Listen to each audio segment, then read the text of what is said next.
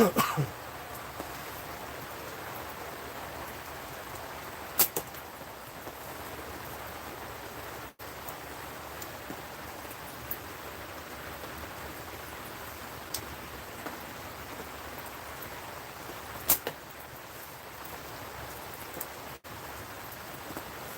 so far.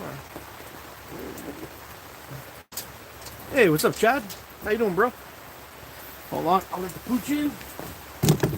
There you go, buddy.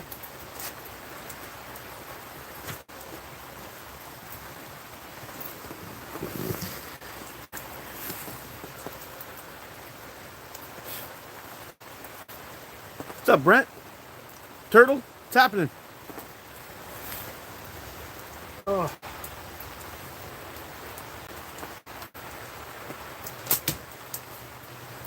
Just got got one of those leather flippers set up inside the catch box over there, and I'm digging it.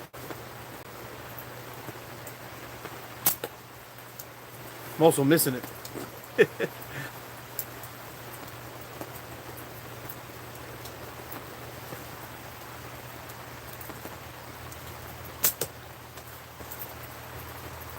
Yeah, I figured I would get out and do some shooting with the Aries today. Piss pouring rain all day long, and good old ATO was needing some shooting time, and anyway, finally got it.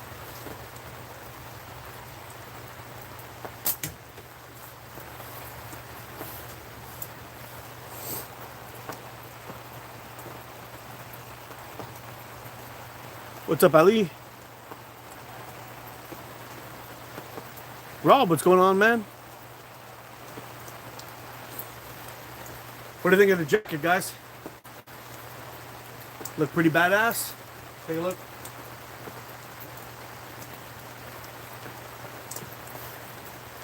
I'm freaking loving it. What's my most accurate slingshot to shoot? I shoot a few of them pretty well. The Aries is one of them. I can really kick some serious ass with this thing. I shoot the S Petrosaur, very nice. That shoots pretty well for me. The Titan Hunter from Catapult Carnage is also another one. Shoots really good. I don't think I could. Oh, and the Spitfire from Prime Fork is another one.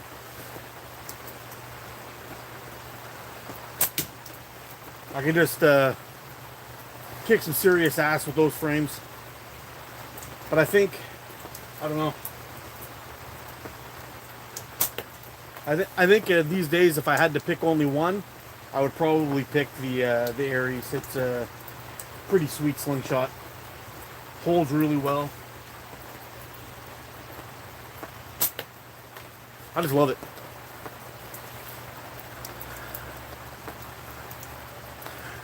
Just got some Omega White .8. Can't wait to try it out, Jack. That's gonna bring some meat, buddy.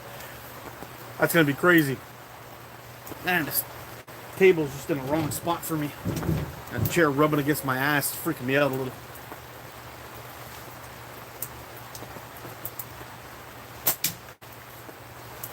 Yeah, you're gonna like that .8. I've tried the .7 white, and I've tried the .75 Olympus green. Ooh, or the Heracles bands, I think they're called. But let me tell you, they're pretty quick. Actually, I should probably do speed tests on those too, but I don't know. I'm thinking I might finish off these last few reviews on the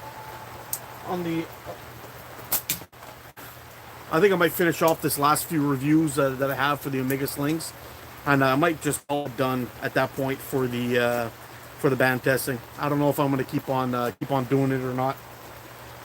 It seems, I don't know. It kind of seems like a lot of people are still just chasing the speed all the time, and they're not really getting the point of the whole band tests. The most important thing, I think, that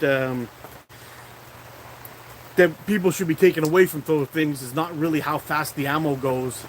It's actually what the draw weight to the draw weight and this in relation to speed is.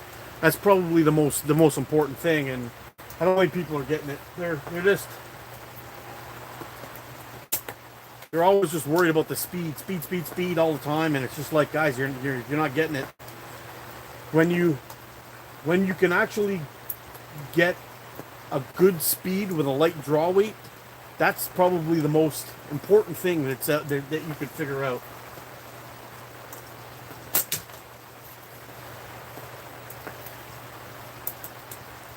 ATO, do you know the stretch ratio for BSB white off the top of your head? I think it was either 6.5 or 7. BSB is another brand that just stretches like crazy. And I think it depends on the size too, if I remember correctly.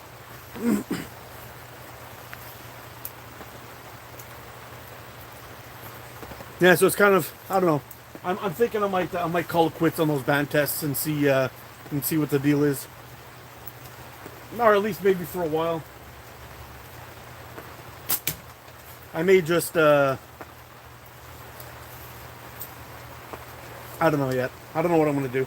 Change things up a little bit. Maybe the criteria. I don't know. I don't know what to do, because it gets kind of frustrating when everyone's always chasing the fastest bands. But if we're talking about all the bands that I've tested, for example, out of all the bands that I've tested, so we're talking band speed versus draw weight versus longevity, which is a third one that comes into all this talk.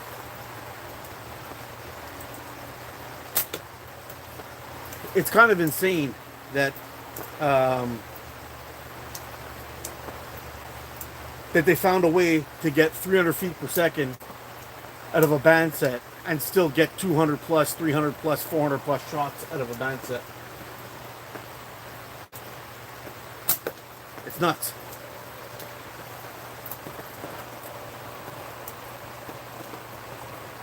I'm more interested in accuracy with a thick band than a lighter draw. Yeah, you see, this is what I'm talking about.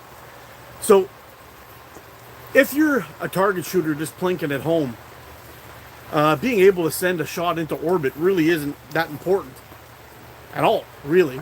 I mean, it's fun. It's fun to get out and pop stuff and blow shit up and all that stuff with a slingshot. But to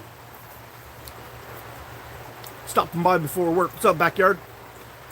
Being able to send a shot into orbit really isn't all that important, when as long as you can get the consistency of landing at all time, and aiming and shot placement is king out of all things. Being able to hit your target is the most important thing out of all of it. So I don't get it. I think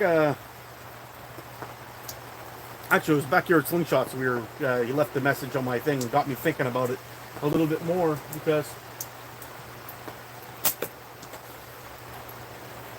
when you think about all these things, the most important thing would be is, let's say you're shooting 9mm steel, and your draw weight on the band set that you're using currently is 13 pounds. When you drop that down to 10 pounds, you're going to notice an increase in accuracy.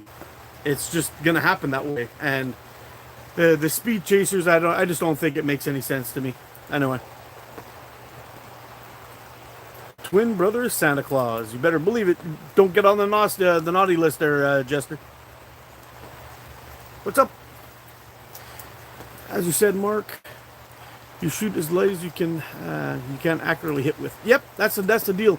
And don't get me wrong, there are some people that prefer a heavier band set, within reason. I'm shooting a little bit right today. Within reason, like for example, if we're talking about the Omega Slings Olympus Green and the Electric White in .45. Yeah, is that ever weird? Yeah, so the Olympus Green and the .45 Electric White. The white is quite a bit lighter than the green, Green gets more speed, but I actually prefer the green to the white. I find the white might be a little bit on the too light side, but I can shoot pretty accurately with the white. But when I'm shooting like longer draw, like a pickle fork shot type thing, I actually prefer the white to the green. But on short draw, like if I was shooting this frame, for example, I would choose the green to the white. It's kind of weird, but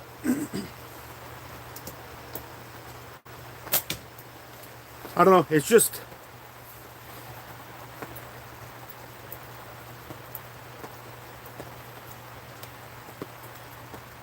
all good either way. I salute you. You got a Ropa? Ropa or Rob? Is Rob okay? Is that on the list?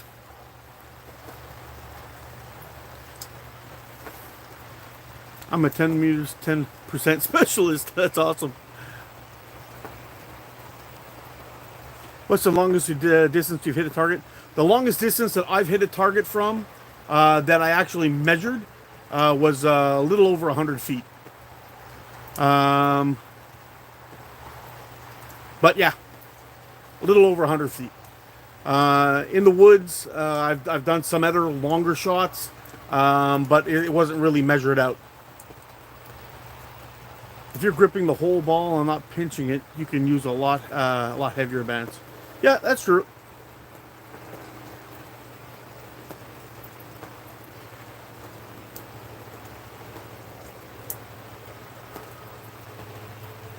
Yeah, I'm either, Chris. It's kind of the same thing. I'm more of a shot placement guy all day. I mean, I think many people go through that whole speed, the speed hound thing, and you know that's cool. I think pretty much most of us do it. What's up, Vomit?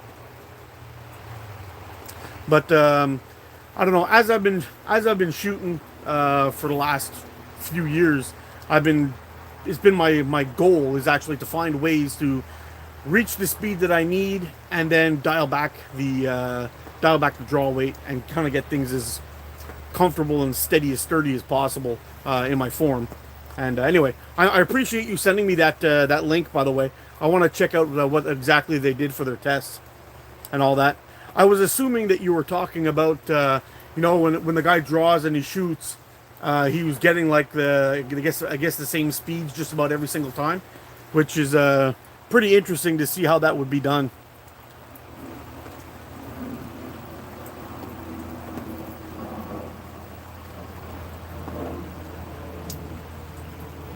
Thanks, Dre.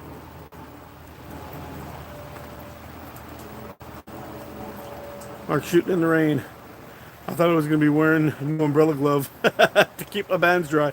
No, I'm standing under this mess, but I have a hard time seeing my fork tip or focusing on things close when it's dark.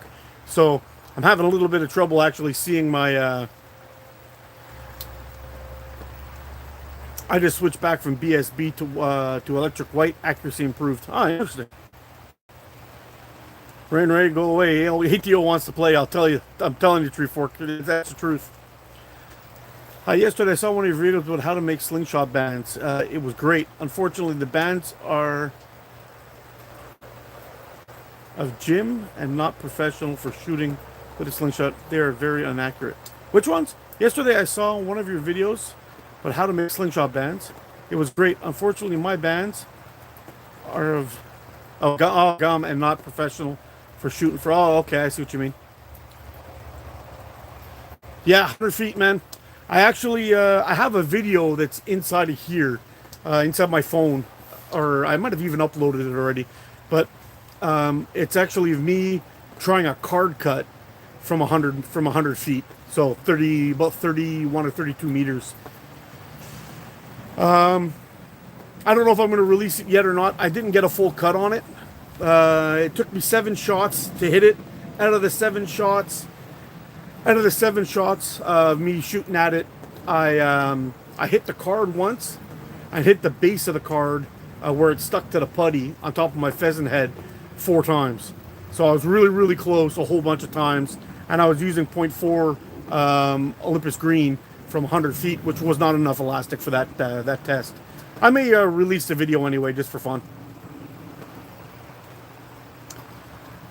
F-35 Lightning. Play stream plus 1 sub. Cool. I feel speed only matters when it comes to hunting setup. 100%. I agree 100%. Wait for energy transfer. Yes, it was short draw, and I believe. Yeah, okay. Yeah, that is the most important thing, I think, too. If you're going to be hunting for that case, then you should be getting the best speed that you can hold accurate. You can shoot accurately, and that makes a big difference. Hit that like button. I agree. Thanks, Thomas.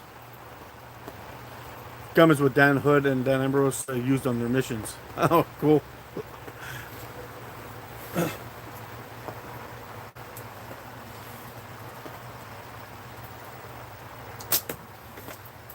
Yeah, it'll be pretty interesting to see, you know, where to go this. I was thinking about picking up some ballistic gel and measuring the distance that it travels in, and then we could check the speeds and see. But I still think that the whole speed chasing is just not a good thing. I've also had some people say that I'm not holding my shot long enough, and I got a little bit of criticism. It was kind of getting annoying because they're saying, well, why are you doing it this way? And I was like, well, the reason why I do it, I try to get on target and I let it go, is there are some people that snap shoot like Deez. Deez is one of those guys that stretches out and lets them rip as soon as it hits his face, pretty much, and he's accurate as hell. So the difference in that, when I'm shooting normally, like you see me shooting now, I usually do a hold of about 2 seconds to keep that consistent once I get on target. So like 1 Mississippi, 2 Mississippi, and I let it go. Some people may hold it for a longer time. Some people shorter time. And I've also had some questions on why I always use the same taper and all this stuff. And is that the taper that I use to shoot? No, it's not. My setup that I shoot on a daily is very different than what I do on my tests. Just to give you guys a little back school, I guess, on that. When I started shooting, doing these tests, I did a band test where I tested a whole bunch of different tapers. The fastest one that I found for 8mm steel was 24 to 12. By far, was the fastest. We went through all of these. I tested them in 9.5mm steel and 8mm steel. The 9.5mm steel was faster at 25-15. It just didn't have enough rubber to throw that weight. So when I switched to those, I started using 24-12 for all my speed tests. Got all that through. So I decided to stick with that taper all the way through to make sure that you guys had a baseline to check out what speeds we were getting, what kind of penetration we were getting, and so on. But I don't know. I think the speed part of it is kind of a loss. It's kind of a loss at it.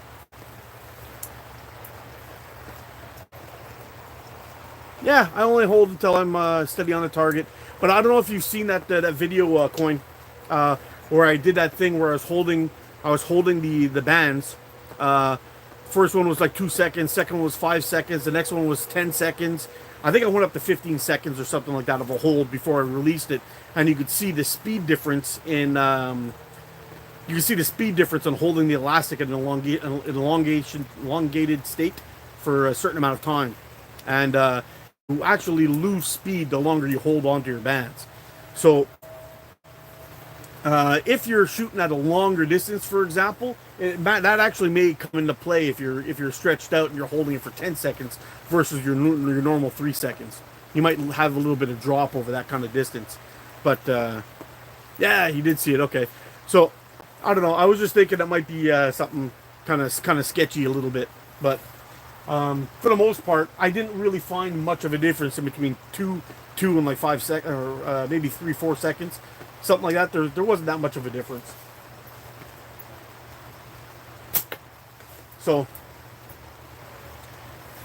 I mean, we're talking a couple of feet per second, but when you were holding it for a long time, that's where it really made a big difference in speed. I can't remember at this point anymore how how big the difference was. Like I don't think it was like 30 feet per second or anything like that, but whew. Yeah, but it was a difference. That's for sure. Also pouch weight. It's another thing that makes a difference in speed.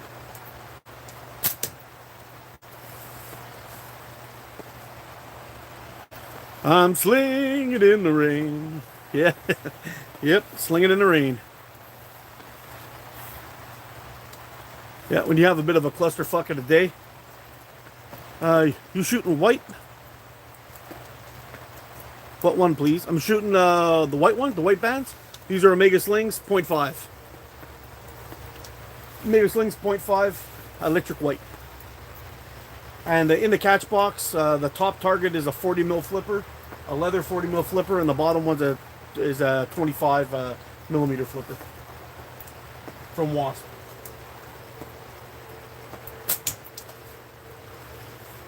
And it's getting an ass whooping. It definitely makes a difference if you're shooting 20 meters or more. Yeah, for sure. For sure.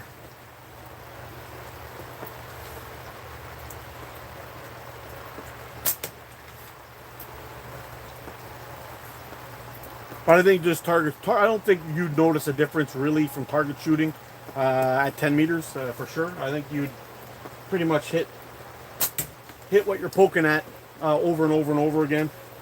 I think right now I'm about right up at the railing here. When I'm shooting at the railing, it's 11 meters. I'm about 3/4 of a meter back, so almost 12 meters I'm shooting at right now.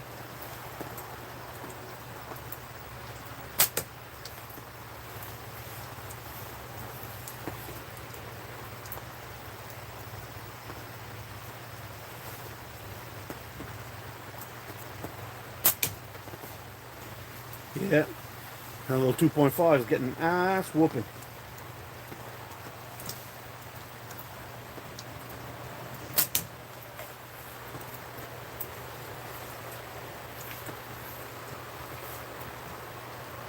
I'll tell you this. I've got my first pouch on here from Timber 26.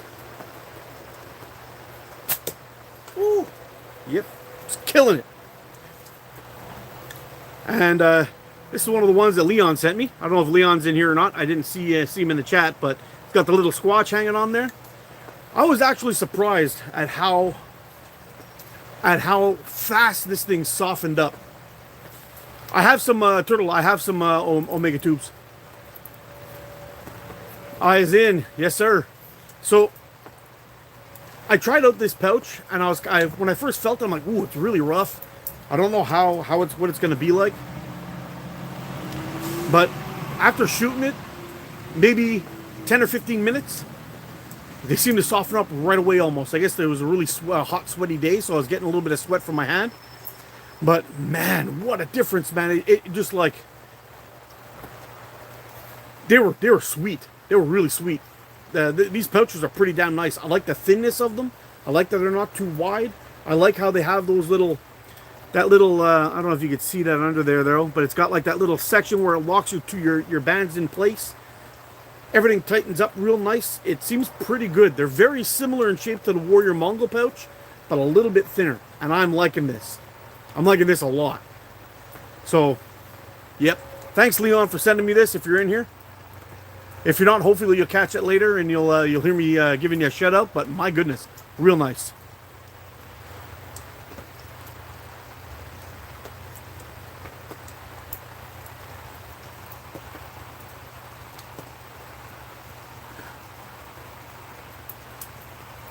Omega 0.5 green or white all day.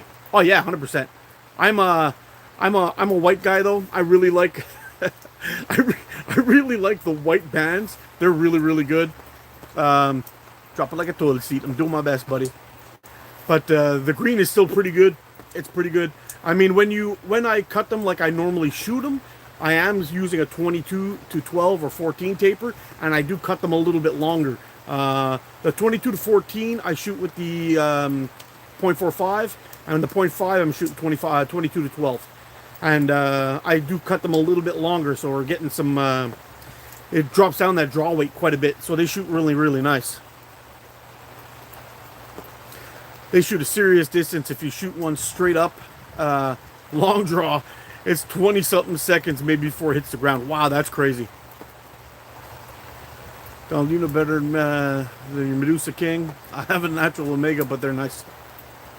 What's going on, Mark? You just got home? About to open up the height and high. Oh, really cool. Are you telling me you haven't opened that up yet? Or did you just receive it? It took that long? Yeah, Leon is the man. I freaking love that dude. Squatch is awesome. I can't move away from my pit locator pouches. I know I limit myself. You know what? If that's what you like, man, stick with it. You don't fix something that's not broke. You know what I mean?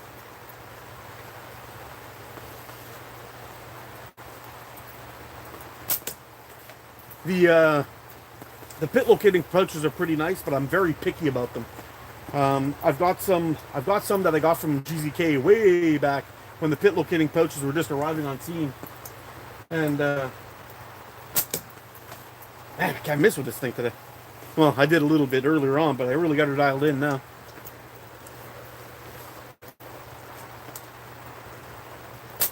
Oh, I jinxed myself, all that shit talking. Yeah, but all right. Take care, Chris. Yeah, the pit locating pouches, I really like the GZK ones. Those original ones that came out, they were purple and all that. They're really, really nice. I still have a whole bunch of those original ones that I ordered 5 years ago or 4 years ago, whichever. You need to try the green and purple from Omega. Yeah, I should give them a try. I'll try them out. Leon McIntyre, my man. Come on, I'm with you too. I have so many gifted pouches that aren't pit locations that I haven't tried them. I think the center hole pouch is pretty good. Yep. This one's kind of cool. This one's kind of cool. It's got a hole in the center, and it's got two little fellas on either side. And it, I don't know. I kind of like this pouch. I'm pretty impressed with it. I wouldn't mind getting my hands on a couple more of these ones.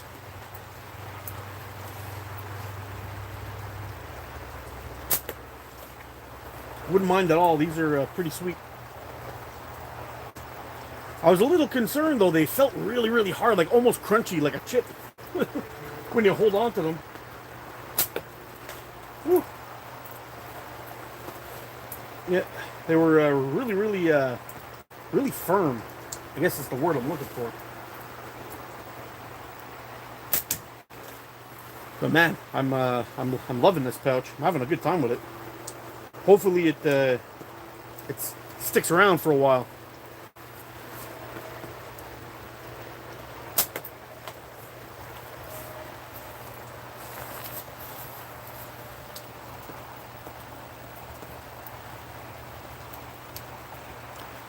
I've been using the same pouches for years. Yeah, me too. I like 2mm thick pouches. Fingers hurt with thin pouches. Yeah, you know what, Dan? Mine did too. When I first started out, my fingers, I used to get this funny sharp nerve pain in my finger when I was shooting with thinner pouches, and I switched to the pit locating pouches because the first ones that I was shooting with were the simple shot pouches. I switched to the pit locators, solved a lot of the problem. I shot those for a good year and a half, 2 years, and then I found the Warrior. Fowler actually did a video of shooting the Apache pouch from Warrior, and I tried one of those. It was way too thin, way too big. And then I switched to the Warrior Mongol pouch, and they had a blue one that was really, really thick and firm. And when you're holding on to it, it actually turned into like a pit locating pouch later on. And that got my finger conditioned after I didn't get that funny nerve pain, and it all went away. So, yeah. I'm having the best luck high style with a full-size pouch. Yeah, Rex, you've been killing it shooting high style, buddy. Did you already hit a raindrop? It's always fun when that happens. Yeah, it's actually pretty cool, but I've been blaming the raindrops on all my misses. It's deflecting my shot. And there's so many of them. So when I'm actually hitting a shot, I'm actually weaving through thousands of raindrops. That's my plan. You got to time your shots just right.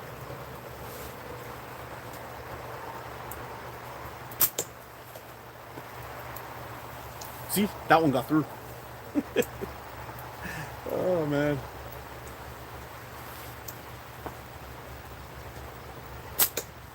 that one too.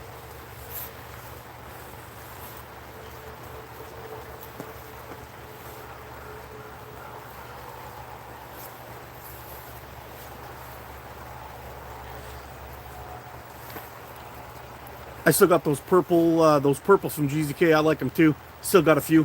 Yeah, I've got them. Actually, they're still my go-to when I'm shooting 9.5 steel. I always shoot pit locating pouches with bigger ammo.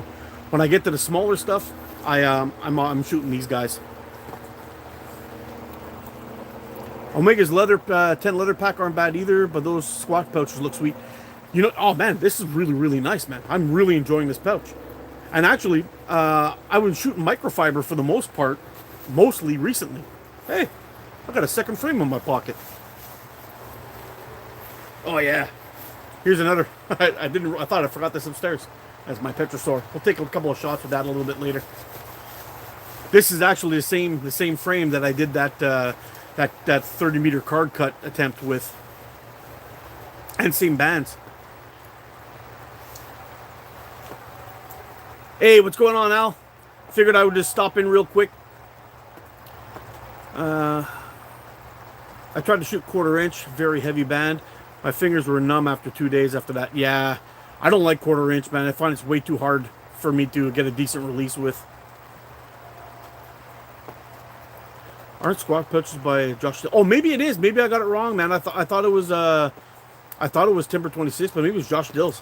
But they feel the same as Timber 26's pouches. That's why I probably made that mistake. Getting deep, Mark. Yeah.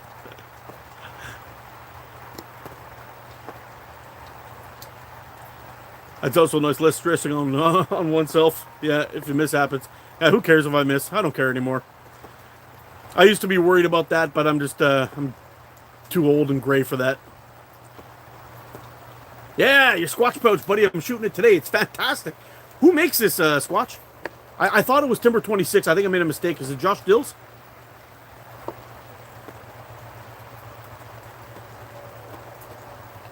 West Mitchell isn't making them anymore. I hear, a little rumor told me that he's going to be starting back up.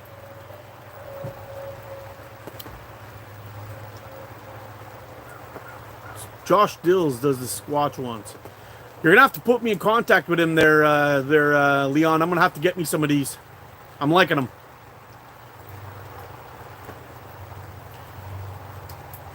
Yeah, 1/4 inch, man. I've tried it. I bought some because I can get a whack load of that for cheap, and I was having problems with that. I can do the...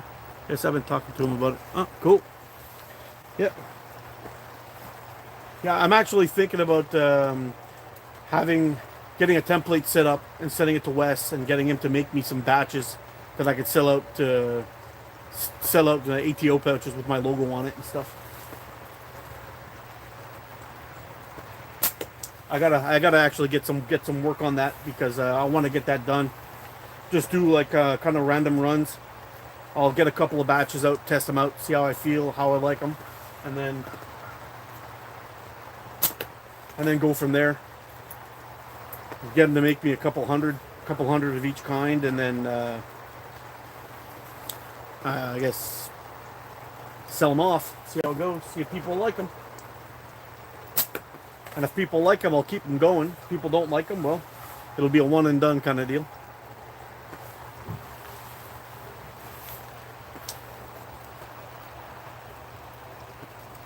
Thanks, Leon. Appreciate you, man.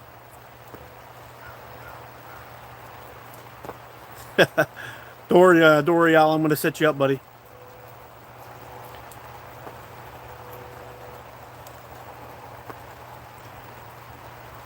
Rex is rude.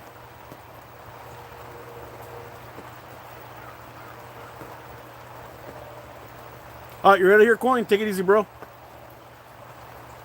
I'm glad you're enjoying it, buddy. It's a good one.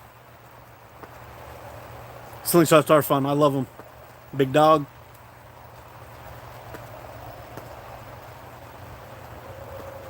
Did I ever try shooting airsoft BBs? No, I've never tried it. I found they were kind of small. I don't know where to get like If I can get one that was 5/16 an airsoft BB, that would be cool. But I don't think they come in that size. I don't think so. So if they could, I would give it a try. I think it would be a better option to shoot those than clays for me. I'm not really a clay fan.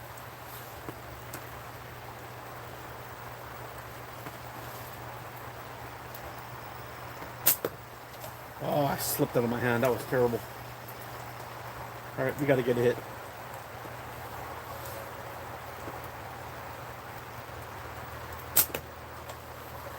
Wah, wah.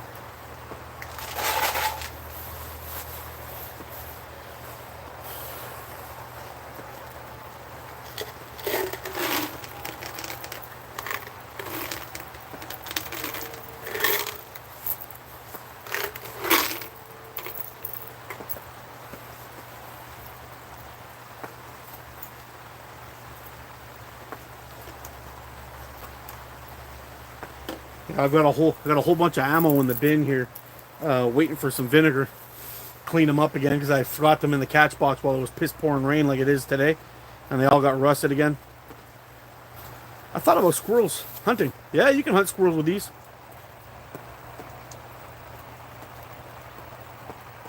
Yeah, you got to check those local laws. I know where I live, it's illegal. I have to leave the province to be able to do that. Get all the paperwork from wherever I'm at.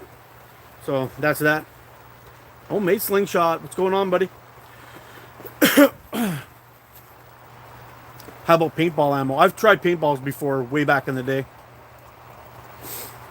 A German website sells 5/16 airsoft BBs. Wow, that's interesting.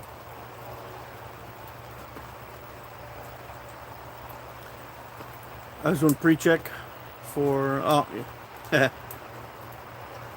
I mean... Yeah, eat them. Why not? I'd eat them. Hey, what's up, Pedro?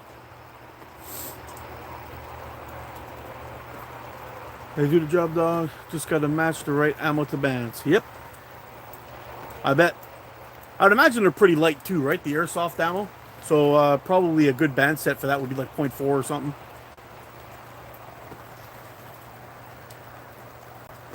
Sebastian, you said, do I sell these? Are you talking about these slingshots? If you want to get yourself one of these, check out omegaslingsUSA.com. Somebody, if you can, put the link down in the chat here. Yeah, Omega Slings, Sebastian, omegaslingsUSA.com. There we go. Chad just put it. He's the man, and so is Omega Slings.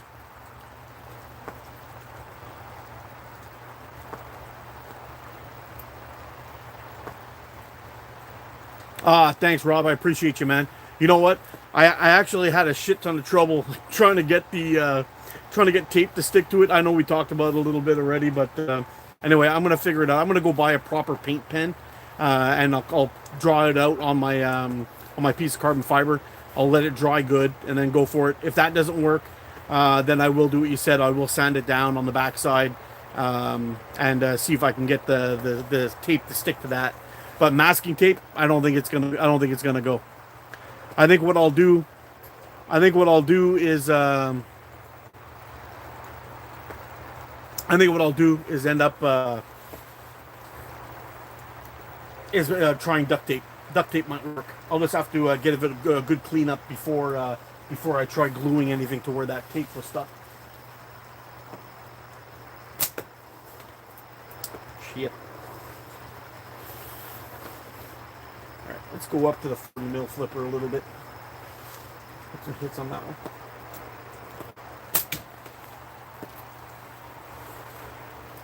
I'm gonna have to tighten up that string a little bit. Those little hooks that I got set up on there, doing a great job.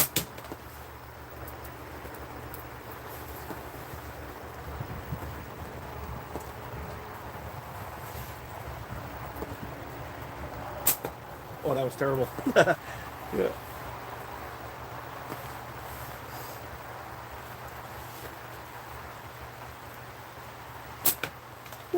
So, yeah, I was so happy that it was piss pouring rain this morning when I left the house. I'm like, ooh, I get to wear my new jacket.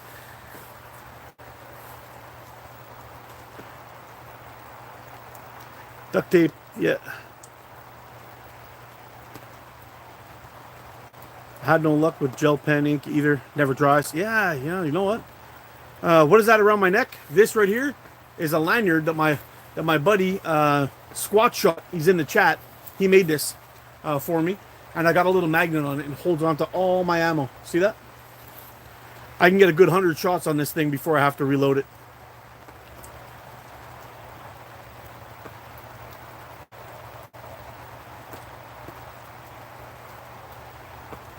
Omega or Dan? What am I missing here?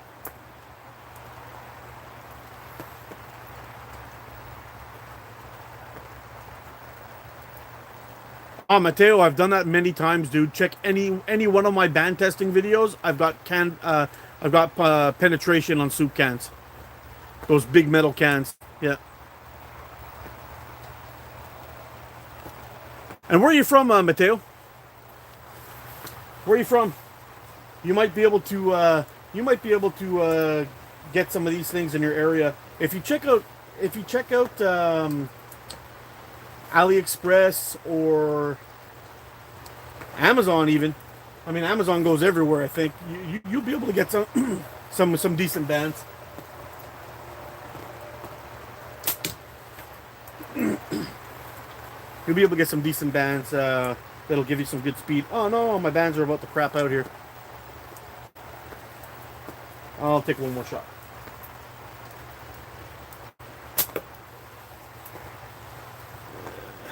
I don't know if I should keep going with these. Look at that. We'll take one more shot. I came out here yesterday after work. No, not after work. After my live.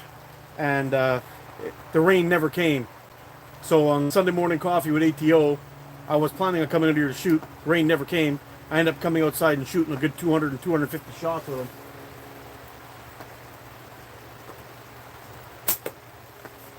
And anyway, so this was actually a kind of a low count. We got probably somewhere around 350 shots on this band set. And they're still kind of going. Maybe I'll try one more shot. It's getting risky though. I don't want to frame hit or anything. That would suck. All right, no more games. Let's just call it good. Done.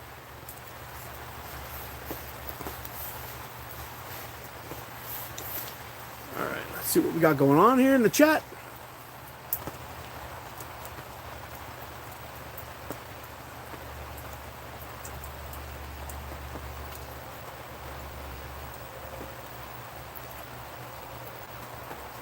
Timotus, what's up? I use 0.5 taper from 65 for 0.3 airsoft BBs.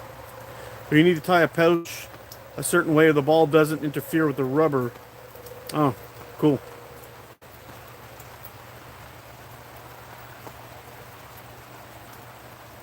I got one coming. I think it's a V2 Hoggy. What are we talking about V2s? What's happening here? What did I miss? There's a Spitfire version 2? Huh. Leighton, it's on Omega. Man, I gotta go over there and check every single day to find out what's going on. What kind of slingshot you got? I've got a couple here. I just broke the bands on one, so we're not going to be shooting that one. This was probably one of my absolute favorites. This is the Aries from Omega Slings, made by Coyote Customs, Mr. Tim Henry. Fantastic work. Probably one of my favorite, if not my favorite slingshot at the moment. And since the bands just broke on that one, we're gonna break out the S Petrosaur. This is a carbon fiber and brass monster that I absolutely love. I should probably check the bands on this guy too. Everything looks up and up. All right, we'll get some shots through this one.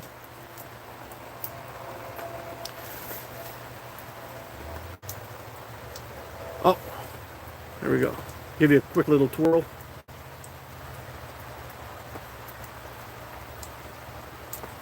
I love this frame. It's another beauty. Shoots great too. Hold mic, good to go. Are you having problems with was the mic cutting in and out? Late made Omega cells. Nice. Mr. Z. Oh man, I missed again your show. You didn't miss anything. I'm here. I'm here. You're here. We're all here. Not worth a fork it. No, it's not. No, I would cry a little bit if I put a ding in that thing.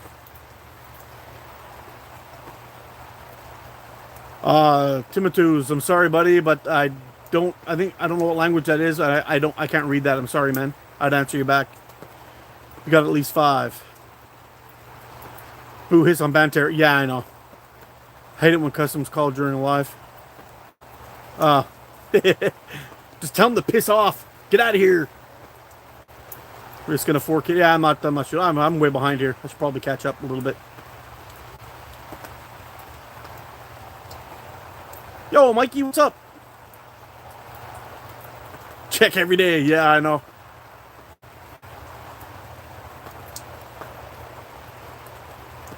That frame is sick, Mark. Yeah, I'm loving this one, man. This is an absolute beauty. S Petrosaur, pretty cool.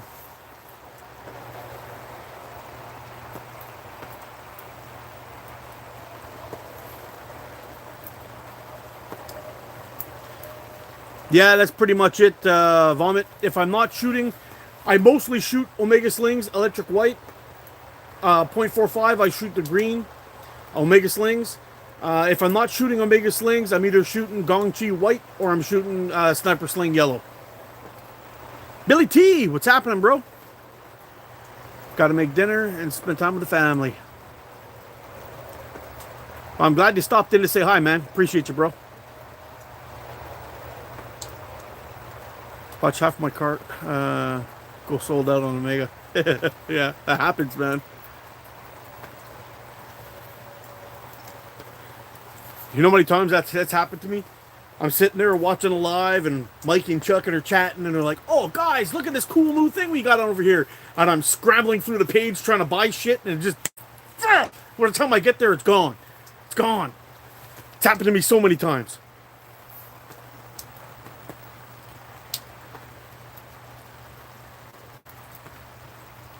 What style pouch am I using right now? This is an Omega Slings microfiber pouch. And I like them. I like them a lot. The price is fantastic. They feel great. Get a good release with them. They shoot great. What's up? What's up, Zach?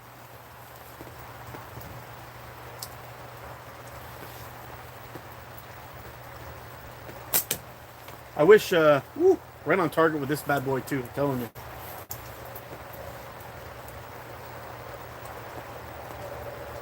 Today is a good day. Gotta get some NWA up in here.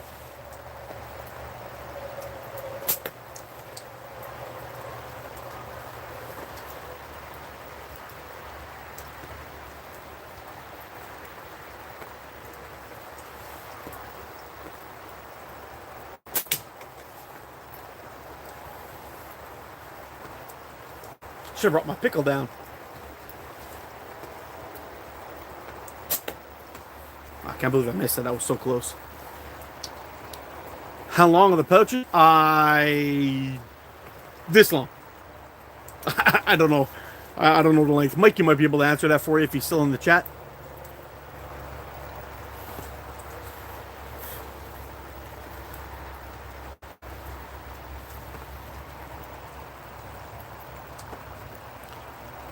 So great to have a setup you can shoot in the rain. Yeah, I know, man. But it actually messes with me a little bit. Since I had my eye surgery, I have a hard time seeing close things. Actually, all the time. But it's even worse in lower light. And because it's raining and gloomy outside, and I'm under this tarp, and the sun's not getting to me, I have a hard time seeing my fork tip. So I don't know how to explain it, but it's almost like well, it's pretty completely out of focus. So it's almost seeing like 2 or 3 or something. So I kind of have to, I don't want to say guess, but it's kind of hard to see my fork tip and follow my bands and get on target. So anyway, it is what it is. But it's a lot better than what it was before. I mean, before it looked like I was looking through frosted glass all the time. So once I Once I got that surgery, it freaked me out. Like, it was nuts. It was nuts how bad I could see before. It used to be, while I was driving to work in the morning before the sun was up, I had to drive all the way in the right lane on the highway because the traffic coming from the other direction, if the light hit my eye, everything went white and I couldn't see anything at all. So now, now it's way better. I can see a mosquito's pecker at 100 yards. I just can't read a book. So I got the old nerd glasses on here, and well, it makes up the difference, I guess.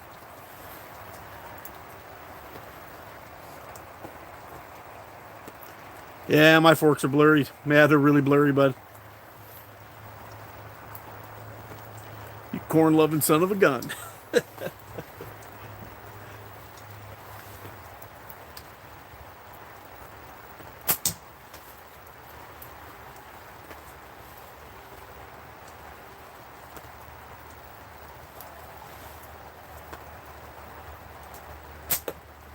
And just a little shout out to anybody out there who is looking for a backdrop for their catch box. I know a lot of people like to put old t-shirts and all that kind of stuff in there. Scrap that shit. Head on over to Omega Slings and get one of those bad boys. I've got one of their, it's one of their spin trap replacement curtains. Freaking awesome. You can shoot those things all the time. I've had that thing up there, and if I'm probably counting, I've probably got around 3,000 shots into that catch box. Maybe more since I set it up. Actually, yeah, probably more. And when I changed that curtain from the old one to the new one, I've put a shit ton of shots into there. Key for setting these things up for anybody at home: your curtain should come down and not touch any of the sides, but be very close. And your curtain should not touch the bottom. You want a shot to hit it, get absorbed, and just come back down and drop into your catch box. If it has any contact or slowing down the momentum, you will wear them out quick. But like this, if you have them set up properly, where they're free to move and flop around, they'll last forever. And the ones from Omega Slings, like the one I got in here and in my big catch box down at the bottom, I can shoot the shit out of them and they don't stop. Not even a scuff.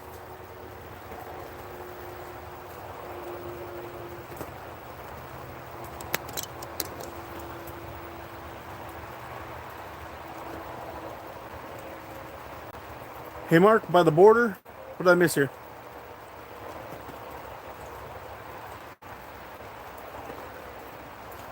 Will it stop 500 feet per second setups? Oh, I don't know. Probably, maybe. I think it might. I need one that's long.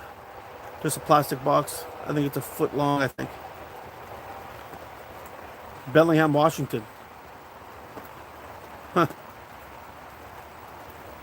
Tries to keep it under wraps and act like he doesn't. Oh no, don't turn the tables on me. What am I missing here? I missed something here. Definitely sausage too. I don't know what's going on. This conversation's weird. Yeah, they can be cut to fit. Just to let you know, the one that I have in my catch box pretty much fit perfect. Not a problem at all. The one in here, I set it up. I set it up kind of dumb actually at first. I kind of put the whole thing in there. If I would have folded it in half, I probably would have gotten two out of it, and it would have been much, much better. Mikey loves corn, Mark. No biggie. Oh, okay.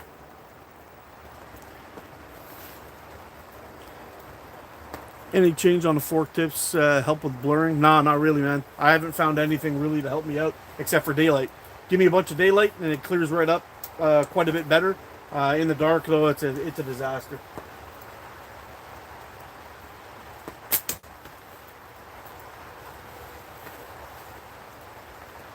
Sometimes my eye will focus in, but it never ever gets sharp. Like I can't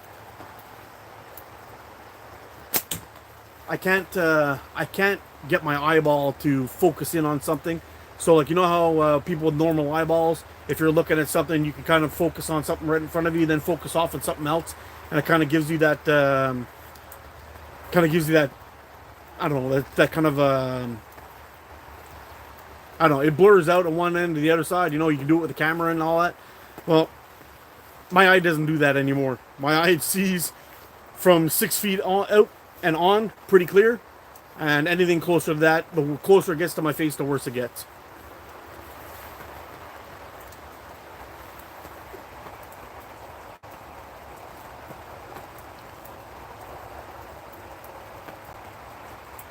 Nah, I haven't found the color change help me at all out at all, really. The contrast though between the bands and the fork kind of help, but both of these ones are black. The white bands I can see a little bit better than the green, but that's about it. Sling Nerd, what's happening, bro? Yeah, I didn't think splitting the sheets until I started to bounce out. I was worried about smacking the plastic, but it doesn't happen with a single layer. Yeah, it doesn't happen. As long as it can swing and absorb the shot, you'll be good. I actually left both of them up there. I just trimmed it off of the sides because my sides were touching before. Hey Mark, how's the rain? Wish we had that here. It's 30 degrees Celsius here. Yeah, it was like 30 degrees here too today until it started raining. Now it's actually kind of cool. I actually feel good in my coat. It's crazy. We had a real hot heat wave that came through here and it lasted like a good 2-3 weeks. We were hitting 33, 35, 40 degrees sometimes. It was brutal. Now it feels great. I think if I had to guess, I don't know what the temperature is, but if I had to guess, it's probably somewhere around 15 degrees or something. I'm just wearing this so it keeps me dry. I'm getting a little bit of splash from the side and coming off of this. I mean, look how much water's come down. Check this out. I'll give you a little turn up here.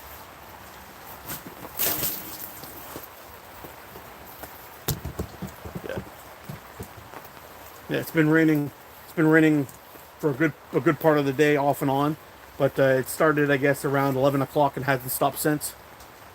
We had, and last week we had 6 inches of rain in a freaking day, which caused floods everywhere, which was nuts. So I'm hoping that shit doesn't happen again, but it hasn't come down that hard this time yet. There we go. It hasn't come down that hard. Today it's just been kind of constant. Yeah.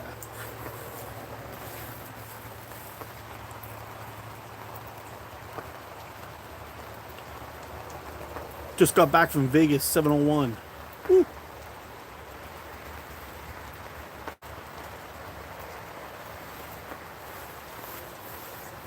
Man, I 107. Yeah. I couldn't go to,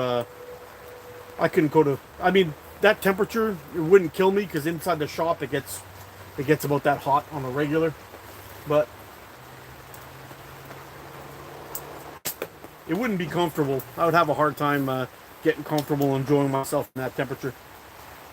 I went to Cuba way back, a bunch of years back. I guess, about 15 years ago. And when I got off the plane, I had one of those oh fuck no moments. It was like something stupid. It was so thick and hot and brutal outside. I was like, I looked at my wife and I'm like, I don't think I'm gonna be able to do this. But we got lucky. A cold front swung in, and it was nice and chilly. Hey there, buddy. You take a bath? Hey, you take a bath? Oh, you did. Yeah, the pup was getting kind of stinky, so my son gave him a bath. But we went to Cuba, and cold front rolled in, hit 24 degrees. 24 degrees, and it stayed like that for the whole week we were there. It was beautiful. And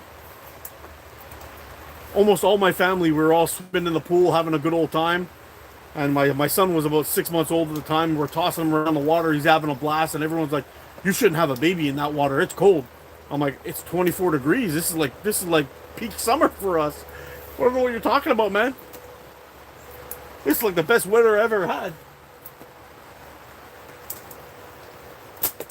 I spent the whole days running around, having a good time in the pool, and then drinking in the pool, and then spent the nights around trying to catch crabs that were just walking around on the resort with those little lizards. Let me let the pup in.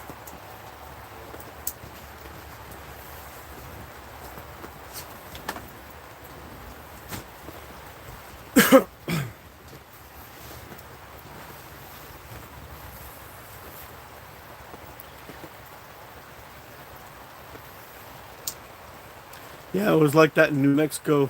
Got out of the air conditioning van, and it was like hitting a brick wall of heat. Yeah, brutal, brutal. I couldn't do it. I couldn't do it in that kind of heat, especially when it's humid. Dry heat's bad, but humid just kills you. Whiskey Brent and Hellbound, what's going on, man? Pretty slick setup you got there. Thank you. Heat sucks. Agreed. Fall should be there soon. Best time of year. Oh, 100%. Rob, how's your day? Never seen one so small. What are you looking at? Talking about the slingshot? Or the catch box?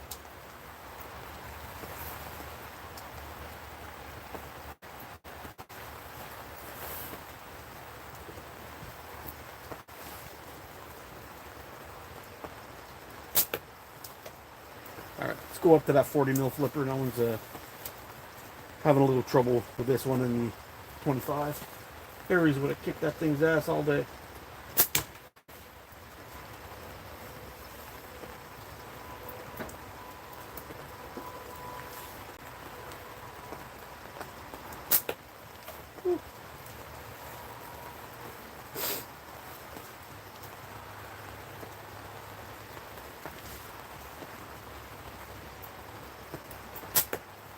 Oh, come on.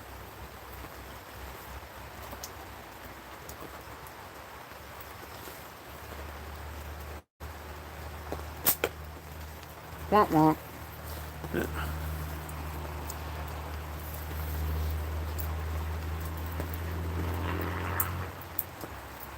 Gonna hang those Celtic Caddy bands. I'll tell you what. I'll tell you what, man. Creedster, it was hard to let those bands go. Those Celtic Caddy Blues, .6, I absolutely love those bands. And it broke my heart when I found out that they were gone. I tried to find them. I tried them everywhere. Couldn't get them anywhere, and it just broke my heart. I've had a few wrist rockets, but that's about it. Here, check this one out. This is the one I was shooting earlier on in the vid, but my bands broke. This is the Aries from Omega Slings. It's a great little slingshot, really well built. Clips on there. Nice thick screw, holds everything in, clamps them in nice.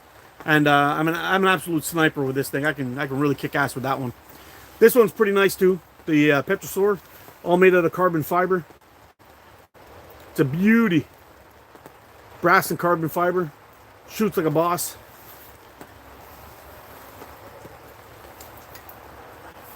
But I have a little bit of trouble getting an eyeball on the fork on this one.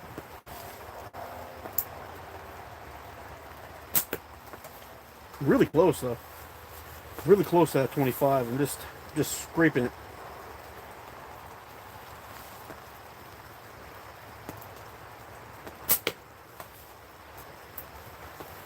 Yeah. All right, we'll get this done. There it is.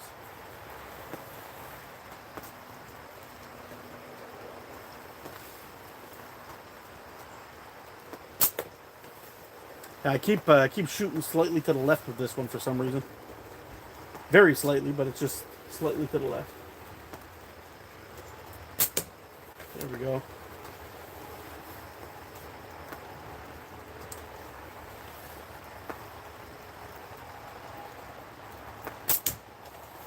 I should have brought out my pickle fork though. I don't know why I left it upstairs. I haven't practiced with it in a while, but I found it was kind of messing up my regular shooting. I get used to there we go. Getting used to shooting the pickle, and then when I tried to go shoot short draw again after that, I was a total mess.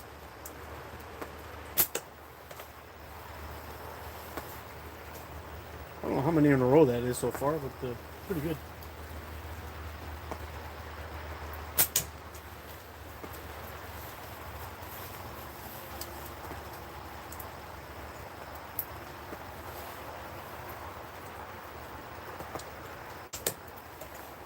Yeah, this one shoots just a little weird. I don't know. Just shoots different than the Aries, I guess. Pulls different, shoots different. I don't know how many in a row that is. It's got to be around 8, I guess, eh? Anybody counting?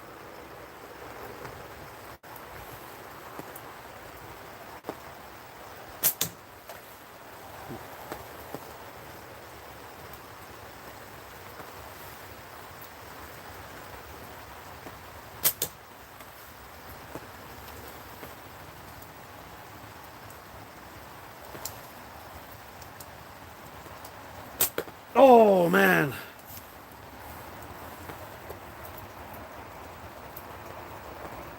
That sucks. I was on a good tear there. Where are you guys from? I'm Central Maine. Oh, I love your state, dude. I've been to Maine a couple of times. I love it. I'm up in Canada though. Up in Quebec, Canada. Yeah, Robert Chuckin has a Spitfire and an Aries. Maybe coming to Omega perhaps. I'm in Calgary. Yes, sir. Shooting a pickle sounds wrong. Yeah, it does. It does.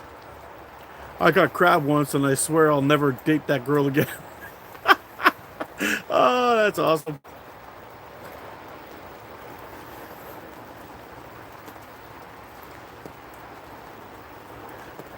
Did you rid your crabs if you put sugar in your underwear?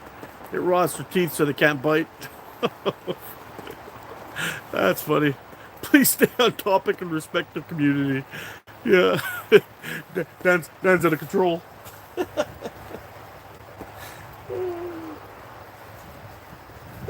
Roger, dude. Oh, man.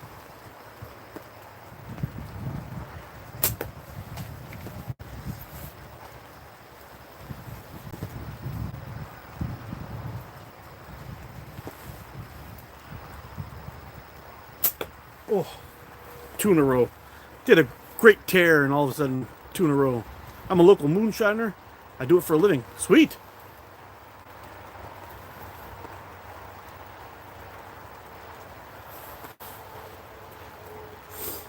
Oh, man.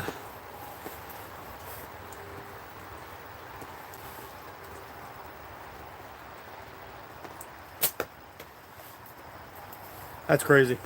I was actually aiming for the 40. Shot a little bit low, a little bit low.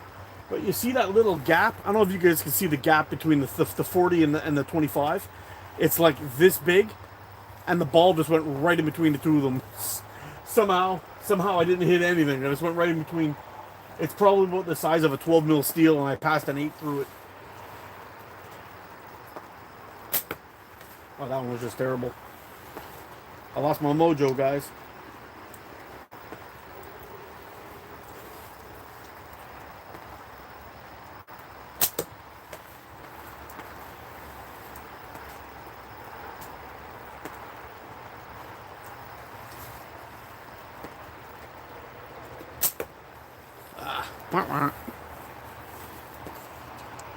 Raindrop knocked it off target. I'm telling you, man. I'm sure that's what it is.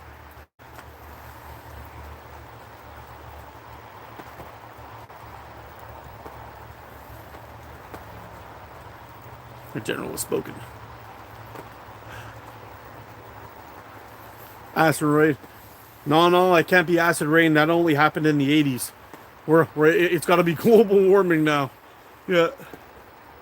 Serious questions. If the bands get wet in the rain, does it affect them a lot? I believe any kind of liquid at all touching your bands will jack them up a little bit. You know what, Al? A lot of people say that fishing in the rain is best. I've never, ever had any luck fishing in the rain, ever. Except for one time, actually. One time I did all right. But for the most part, I've never had really good luck fishing in the rain. When I do have good luck fishing in the rain, is when the weather change, or not fishing in the rain. Sorry, when I do have luck fishing is when there's a weather change coming in. So if you got a high pressure system with a low pressure coming in, or low pressure with a high pressure coming in, that I've had good luck. And we've always joked about it, the prime time when you're out ice fishing. There's this period where it's still dark outside, but the sun's starting to rise. And you'll actually feel the weather gets colder for a minute while the sun's up. It actually gets colder because the sun comes up and starts pushing the heat down, and it forces the cold air down on you. And it doesn't last for very long, but usually in that period where it starts to warm up, you start seeing your traps go.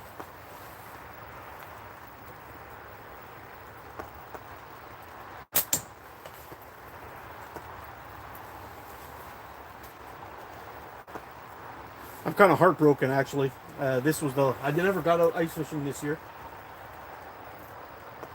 I never got out ice fishing this year, and it's going to be the last year, from what I hear, where we're going to be allowed to target muskie in wintertime up here. Oh, I just caught that one. It's going to be the last year, and I was hoping to get out this year and kick some ass ice fishing this year and see if I can beat my personal best. But yeah, it looks like it's not going to happen. But here's the funny thing. We're still going to be able to target pike. Pike and muskie eat the same shit. So I don't know how they're going to regulate that. I mean, we're going to be using quick strike rigs like usual for the pike. And now, if muskie come in and grab my minnow or my my bait, I don't know how they're going to regulate that. But when I'm fishing for pike or muskie, I use from 6 to 8 inch minnows. So my last few times out, we were using about 8 inch long mackerel, setting them up on quick strike rigs in 3 feet of water. And that's where my biggest muskie came from. And that monster that we carried in, or we got through the hole barely, through an 8 inch hole, was 52 inches long and 22 inches in girth.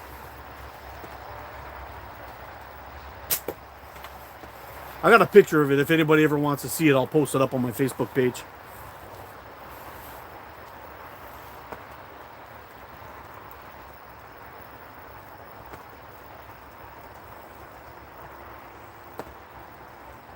Yeah, the weather sucked for ice fishing this year. It was a very, very warm and snowy winter up here. So we didn't get a tremendous amount of snow, but there was just enough to keep it earlier on. And yeah, it just the ice never really thickened up this year. Great fish, that's awesome. And you know what's crazy, Kyle? We actually caught 2 that day.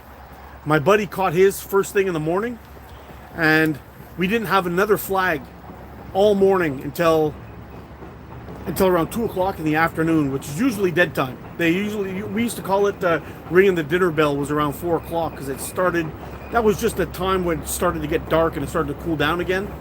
And I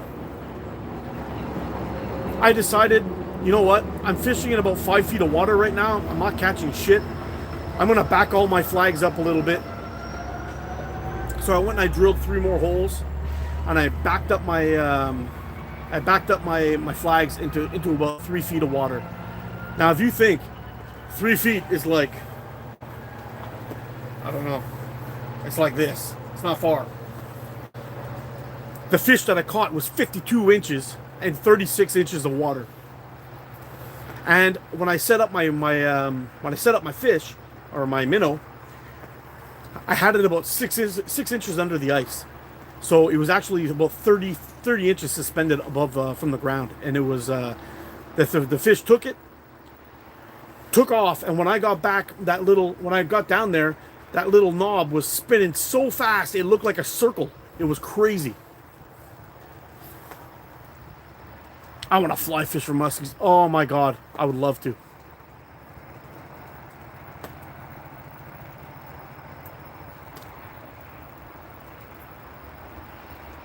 Yeah, it was me. I had in that very same spot. We had an issue actually with some people that were coming, that were fishing in our area. We had this nice little spot, we called it a little honey hole, and a bunch of these guys saw us fishing there from the highway, and one guy started fishing there that year. The next year, and he fished there multiple times a week. And he fished there a while. The next year, he brought all of his friends and families and cousins and extended family and neighbors. And there was like a herd of people out on my spot. They were taking every single thing they caught, everything. I used to go there and we'd set up 10 lines. Me and my buddy Darren, we'd set up 10 lines each, which was the maximum we were allowed to set up between I guess let's say 6 o'clock or 5:30 in the morning till around 9. We went through 100 minnows, and we caught, between the two of us, we caught somewhere around 140 fish. He kept around 8 or 10. I kept around 8 or 10. Everything else went back. When these other guys got there, and it was like this for years. I used to fish there for multiple years. Same thing all the time. You drop your sonar down with your jigging rod, and it was packed full of fish. Crappie, perch, all kinds of beautiful sizes before I discovered that there was muskie and pike there. So we fished there for a bunch of years, and then this guy spotted us, and then he started coming with all of his friends, and they were using everything. And it pissed me off because they were leaving packs of cigarettes on the ice, propane tanks, pizza boxes. They were chumming the holes with shrimp, all of which is illegal. And I finally got pissed off and called the. We have this. It's called the anti-briconnage. It's like a poaching number. And I got pissed off because I'd go out there with all my stuff and I'd leave, and the only thing that would make you know that I was there was my footprints. And these assholes were leaving their garbage all over the place. So we ended up calling the anti-poaching guys. They showed up and checked everyone for the licenses. And they came to us first because we were the first ones on the far side because they had already stolen my spot. And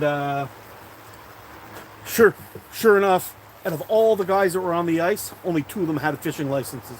They all got tickets. They all got their shit seized, and they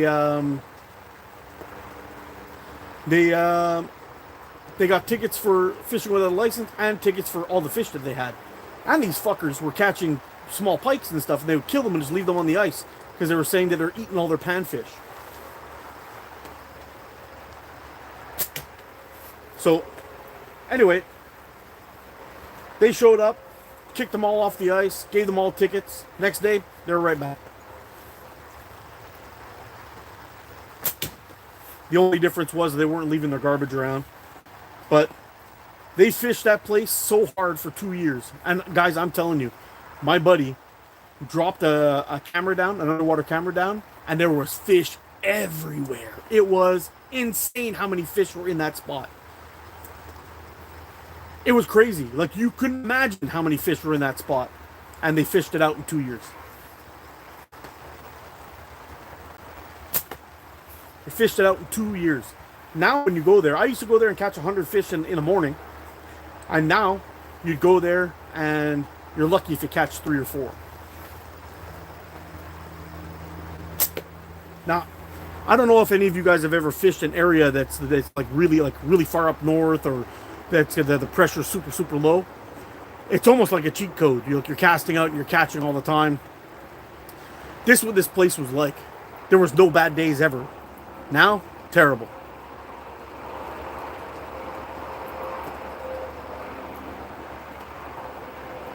My brother and I went ice fishing once and caught a 155-pound rob. Oh, yeah. Oh, man, the ice was too thin. That's crazy. Happens on Erie all the time. One guy catches a fish, and they all come. We call it bumper boats. Yeah, it sucks. Yeah, that time that Shades was asking me about, I had my holes drilled, and I was there with just a rod. So I drilled out 10 holes this way and then 10 holes back, and I was just kind of circulating through the holes. So if I caught one here, I would throw it onto the ice. If it was a keeper, I'd move on to the next spot. The guy saw the holes I was drilling that I had fishing there. He has the whole freaking bay. The guy walked right over beside me, drilled the hole right beside me, and started jigging when he saw me catch a fish. And I had a whole bunch of them marked, and I'm fishing them. He drilled a hole like less than 3 feet away from my hole and started fishing in the hole. And I looked at him, I'm like, dude, what the fuck you doing? There's 2 of us on the ice, me and you. Go fish over there. Like, it got pretty hectic. I was about to throw down on this dude. The Twaminator, do you remember me?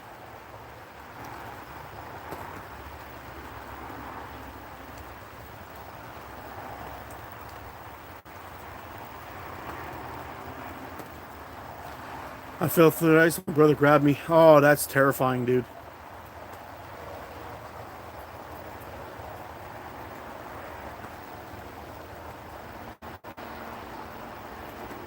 Some people eat them. Yeah, muskies are more of a cold water northern fish. Um, I know they have a good amount in Minnesota and places like that. But I've never, I've never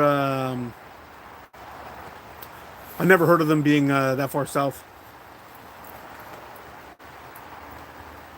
But they're crazy, dude. Like I don't know if you've ever seen one, Dan, or not. It kind of looks like a pike, but the teeth on it are the size of a German Shepherd, so they're huge.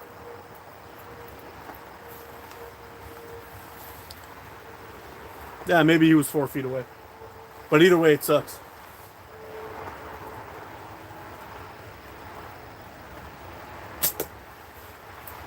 Yeah, it's not good fishing etiquette.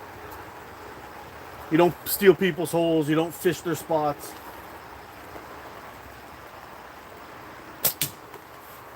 Not cool.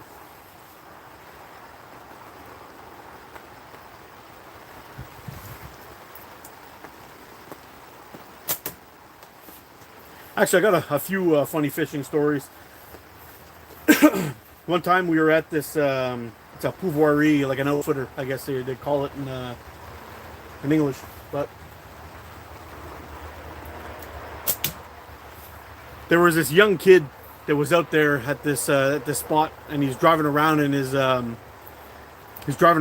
snow machine, and he's got a bunch of his friends and a bunch of chicks there, and everyone's chatting. No hunter etiquette from the ATO slings. Nope, nothing. Do I know Hassan Campbell? No, I don't. So this guy's zipping around on a snow machine, and he ends up driving over one of my flags. So I go down to the entrance where the guy's got his cabin, and I tell the guy, I said, listen, there's some kid driving around on his snowmobile, and he drove over one of my flags. It's not broken. He like kicked it out and went flying, but I can still use it. But if he does it again, I'm kicking his ass. I'm telling you right now, it's gonna happen. There's gonna be a fight on the ice. Get that kid under control, or toss him out of here. Do whatever you got to do, but whatever. So the guy Ronald goes down there and talks to the kid, and he gets all pissed off. So he's a real cool guy. A bunch of girls show up, and he's driving around on his skidoo, and he's giving them all rides. And it was a pretty warm day that day. I guess it was somewhere around the 0 mark. And he's got his jacket off. He's just wearing a hooded sweatshirt. And he's got the girls on the back wearing the helmets, and he doesn't have no helmet on. And he's ripping it back and forth, super fast. And the girls are squealing. He's having a great time. Kid gets off the snowmobile, takes 2 steps, and drops face first into the snow. He gave himself hypothermia driving with the driving a snowmobile in the cold without his shirt and without his jacket and his helmet on, trying to be cool for the girls. Anyway, he ended up leaving the ice in an ambulance. Yeah.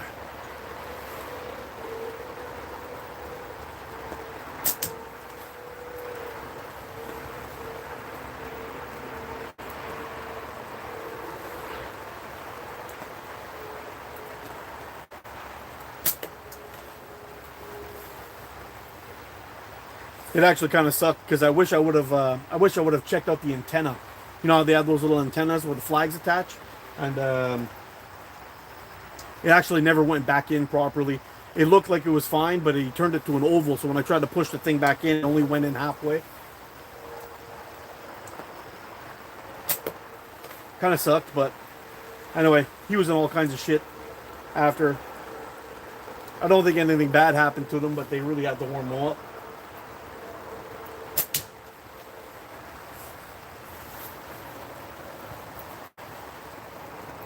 Adam, what's going on, bro?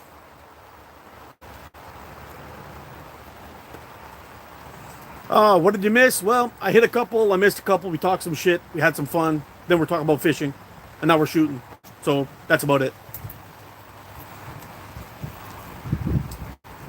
I call them folks jackasses. Serves them right. Yeah, me too.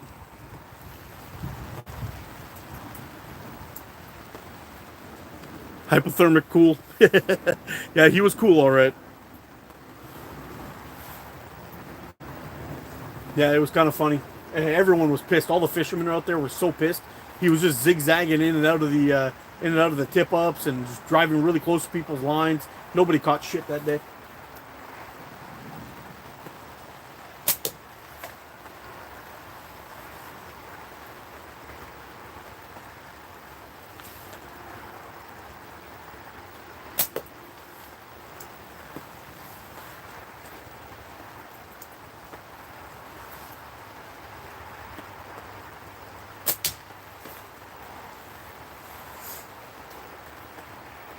Yeah, those Timber 26 flippers, I think they're probably one of my favorites. They got good reaction. They flip all over the place. They make a great sound. They're tough as hell. They're really tough. Those flippers. Any of you guys have some of those? Because I'm loving them. I got one in the big catch box. I got one in here, and I got one on my spin trap now. The one on my spin trap looks like a pig, though. Got little ears and a snout on it.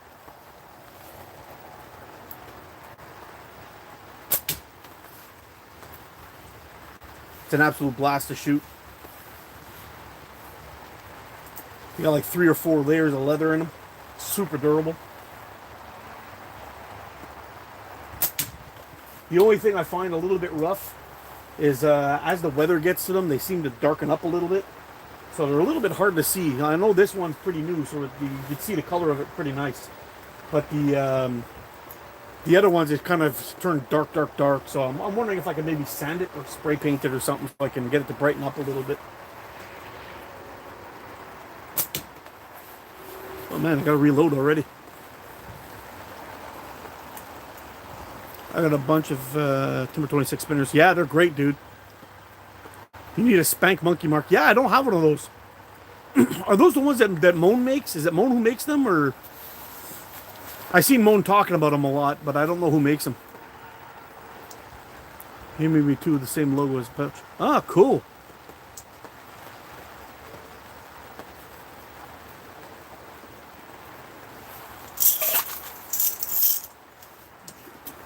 I have to reload.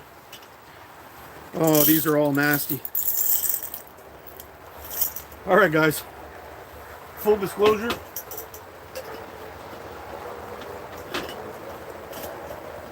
The shooting from here on is gonna suck. I'm gonna show you my balls real quick. Look at those rusty bastards. It's gonna be rough.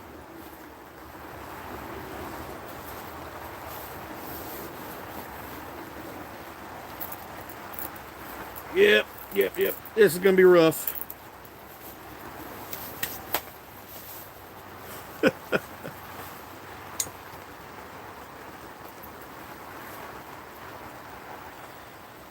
Yeah, watch YouTube flag me for that comment. What? Nobody gets to see Canadian balls? What's happening here?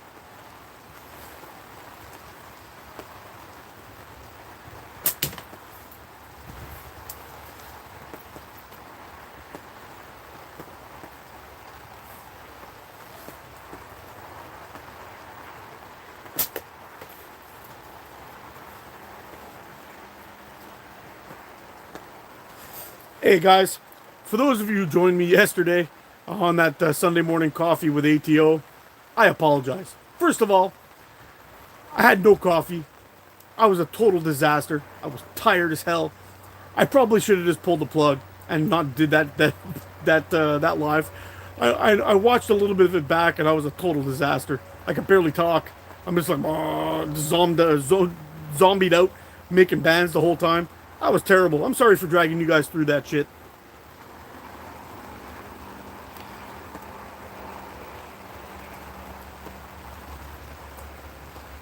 Monkey Spank, I mean, you can't change that name.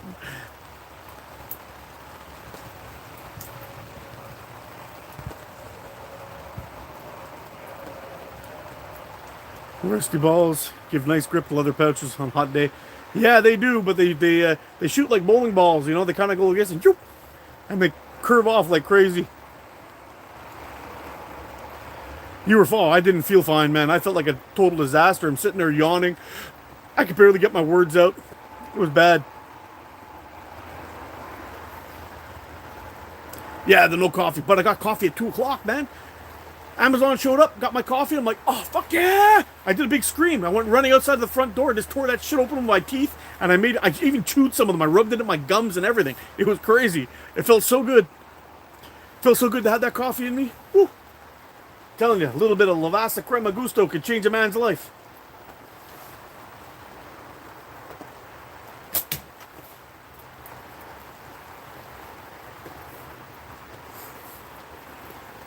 I haven't been able to find my girl Lucia either. So that's a tough one. But she makes some damn good coffee.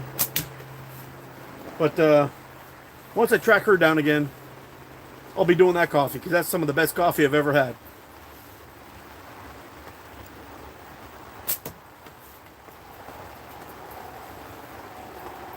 I'll tell you guys, I went full crack addict on that coffee. It was so good.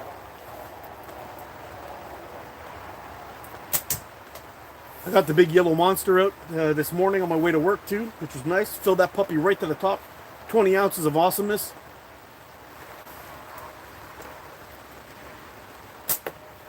Man, I was even shaking a little bit by the time I got to work. Made it extra strong. Got it on the bold.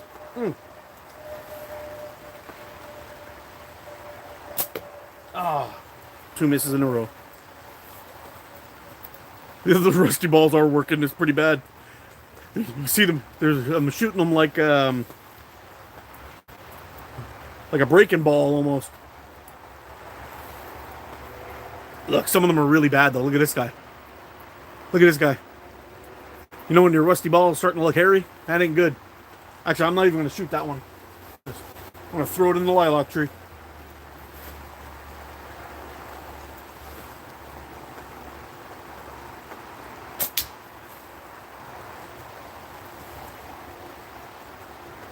Maybe hitting that leather flipper will knock some of that crap right off them.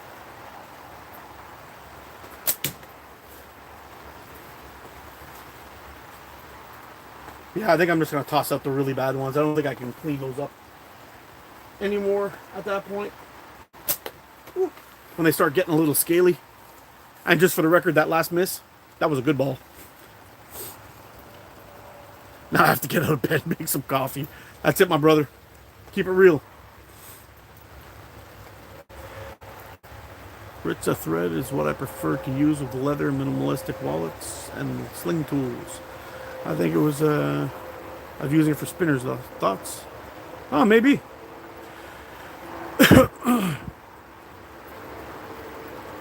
Rusty really damaged cans.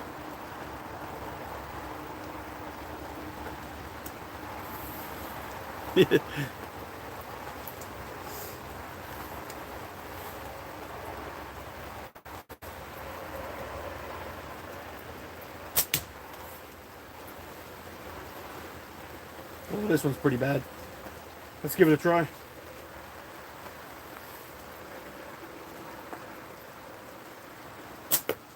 Yep, shooting boomerangs with that one. That was terrible.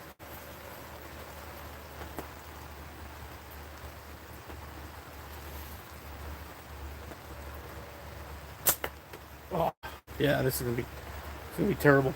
Oh, whatever. We're just gonna keep on shooting. I'm gonna keep on missing, and you guys are gonna like it. Okay. Good. Oh, I just caught the edge of that one. That was good.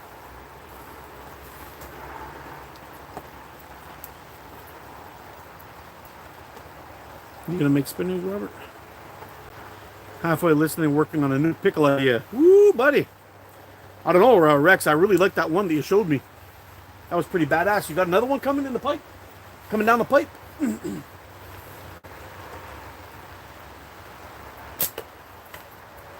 Man.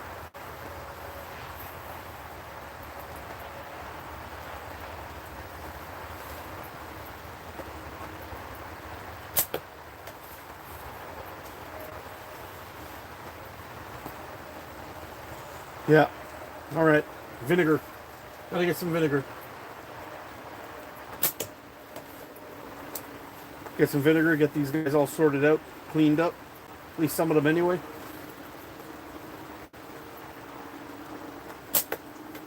Yeah, it's terrible.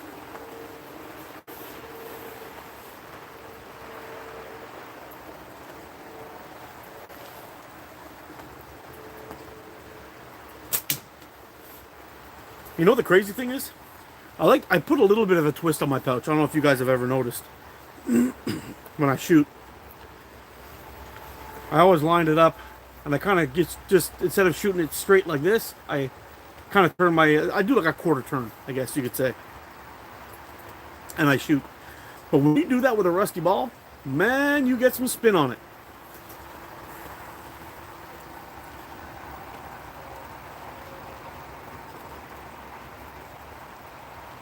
Yeah, Dyneema is some good cord, man. That shit's really strong for the size and weight. eBay chrome steel for a couple of bucks more. 1,000. 7/16 smaller diameter, even cheaper. Oh wow. Really, eh? Chrome steel. That's interesting. I should check that out. If I can get 5/16 in that, I'd be pretty happy. I'd pay that amount for 1,000. I was using it's a BC Precision, and there was another company too I was using. I can't remember the name of it though. But I found this guy. On eBay that was selling steels. He was selling steel super cheap. Like I was buying. I think I got 5,000 rounds. I think it was 5,000 rounds I got that time, and it was like 76 bucks, and then 20 bucks for shipping, so 100 bucks. But still, 5,000 rounds, that's a lot. That's a good price, man. And that's Canadian too. I know. I found on eBay though, a lot of people, a lot of these guys selling these steel ammo now, are they seem to be like a Chinese companies or Chinese are coming from China, and they're charging a lot for them. It's just not worth it. I pretty much gave up on buying from them. I just buy from Amazon now. I see them; they go on special, and I purchase them from there. It's much cheaper.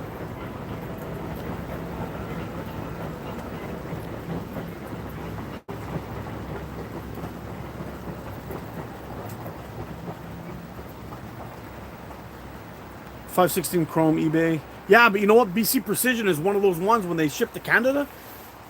It's about the same price. It's about the same price for shipping, sometimes more.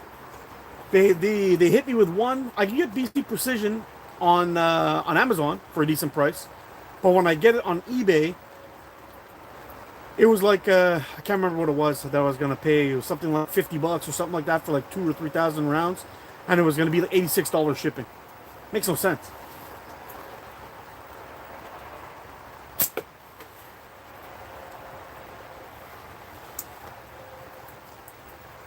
That's the trouble with eBay.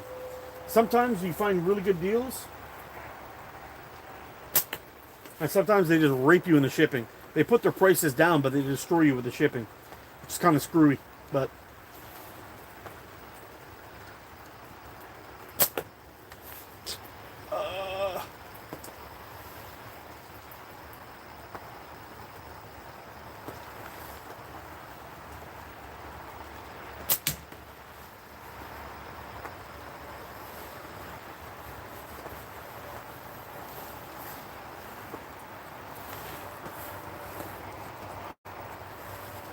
PNG, that's the other company. That's the company I was trying to look for. PNG, that's the one I was getting the cheaper ones from.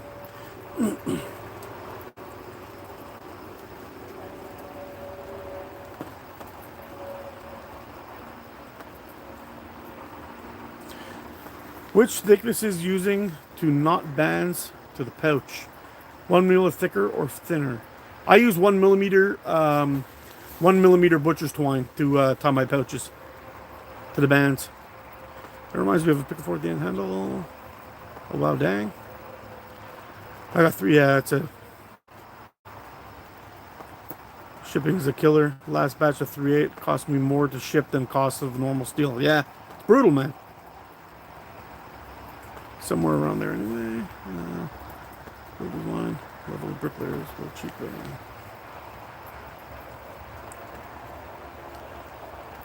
No, I can't. We do all structural tubing and piping, and I mean whenever bearings break and they're around the size that I like, I just keep them. But for the most part, it's just yeah, that kind of thing. If I needed sheet metal though, I can get that. But yeah, can't get bearings.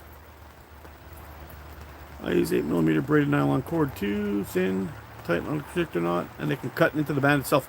Yeah, you know what? On it, that's why when I originally started using the constrictor knot, I was using waxed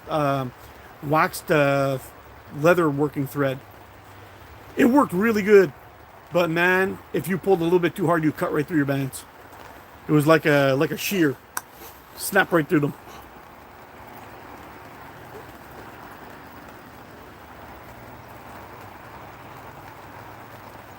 I said the butcher's tried the bands. I did when I was chatting with you. Still going strong. I'm telling you, it's the best way to go. Butcher's twine, cotton butcher's twine, 1mm thick. Never have to worry again. $33 for 3K. That's what it was.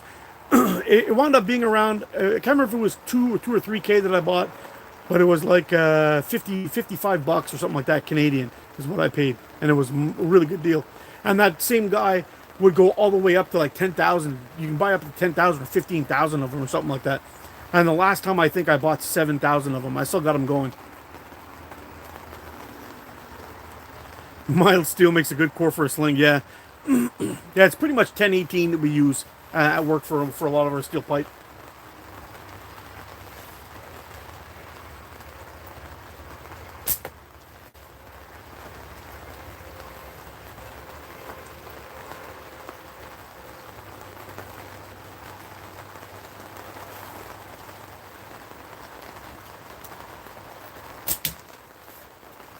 It was nice though back in the day when I was working as a saw operator there. I used to get all kinds of stuff like I got a big rail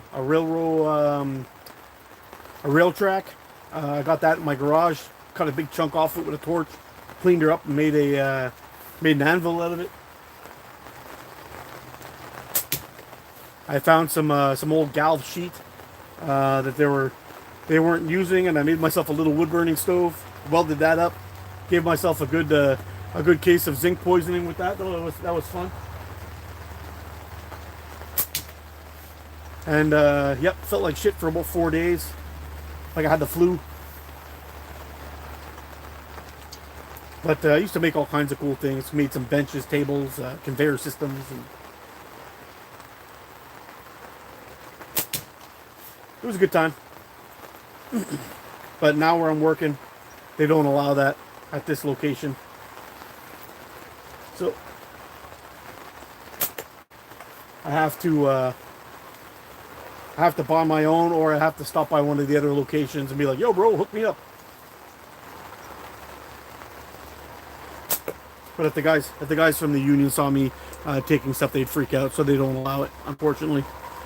And it was actually good too, because back in the day, we used to go in on Saturdays and work on our cars. If you ever had anything change, or you had some work to do, or anything like that, we just bring it to work. We had all the tools you can imagine. Bring our cars in, jack them up, do all kinds of stuff, set them up on blocks, and go to town on those things. But they don't let us do that there anymore either. You have access to a CNC. I used to, not anymore, but it's only a CNC lathe. It's not. Oh, I have a milling machine too. Oh, I don't think they'll let me use it though. Do you guys make pipe for gas pipeline? No, it's mostly sprinkler pipe. 5 minutes and I'm resting my eyeballs. You do what you gotta do, Shades. Must be late for you.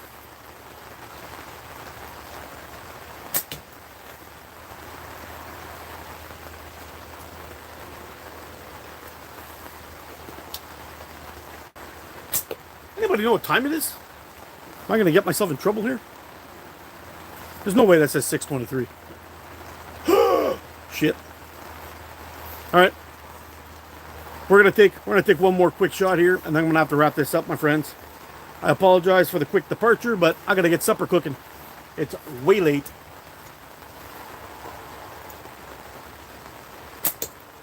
All right, we've got the little one. Let's get the big one.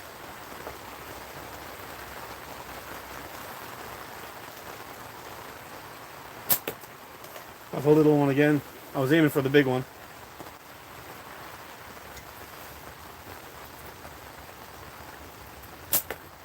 Oh, man.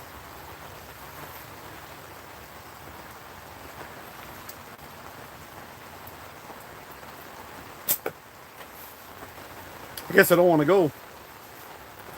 I'm going to eat shit if I don't, though.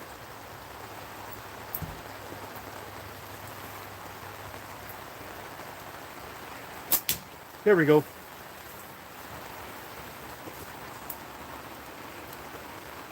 All right, my friends. I got a boogie. You guys, thanks for joining me. I really appreciate it. I just wanted to get some redemption after that disaster from yesterday. So, you guys take care. Stay safe. Get on practice. Be good to each other. I'll see you again soon. I love you guys. Freaking awesome. And if anybody's up for another shoot sometime this week, let me know.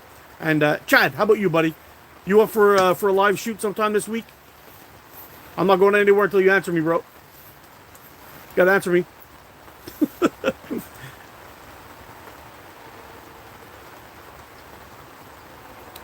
If you're down for a shoot sometime this week, maybe Thursday, let me know, Chad. We'll get back and forth. We'll get out there, shoot, do some shooting, do some chatting. You're always down? I will talk to you sometime this week. We'll work it out. I'll be home usually around this time, so we can figure it out and get some shooting done. It'll be fun. All right. You guys take care. Stay safe. Get on practice. Be good to each other. I'll see you again soon. I love you guys. You're freaking awesome. Bye for now.